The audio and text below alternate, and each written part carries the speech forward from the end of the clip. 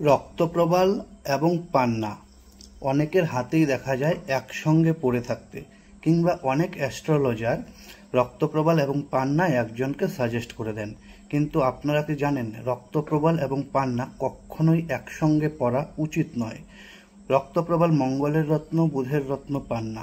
মঙ্গল এবং বুধ দুজন পরস্পর তীব্র বিরোধী অর্থাৎ শত্রু গ্রহ।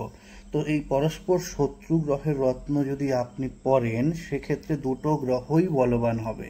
তো আপনার শত্রু গ্রহ বলবান হচ্ছে, আপনার যে মিত্র গ্রহ সেও বলবান হচ্ছে। তো আপনার শত্রু এবং মিত্র দুটোই যদি বলবান হয়, সেক্ষেত্রে আপনার জন্য কি ভালো হতে পারে কিংবা আপনার জন্য কি ক্ষতি হতে পারে সেটা আপনি নিজেই বুঝতে পারছেন।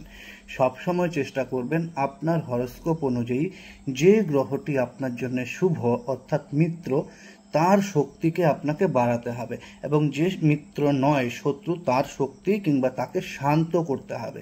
সেক্ষেত্রে যদি আপনার জন্য মঙ্গল যোগকারী গ্রহ হয় তো মঙ্গলের রত্ন পড়বেন, যদি বুধ যোগকারী গ্রহ হয় তো বুধের রত্ন পড়বেন। দুটো কখনোই একসঙ্গে পড়বেন না।